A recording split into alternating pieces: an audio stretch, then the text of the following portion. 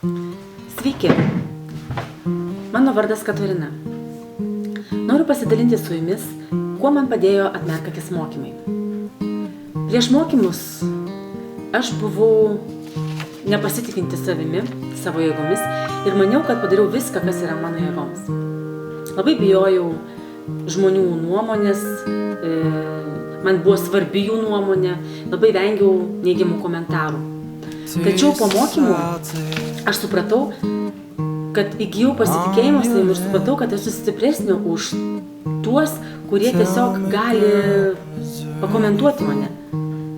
Nes aš darau, kad mano gyvenimas keistusi, o jie te gali neigiamai atsiliepti apie tai. Taigi aš įveikiau savo priešus, tiesiog įveikdama savo baimės. Todėl rekomenduoju ir tau pažiūrėti mokymus, jeigu tu nori atrasti savyje jėgų, keisti savo monotonišką gyvenimą ir įnešti į jį naujų permainų gūsį. Iki.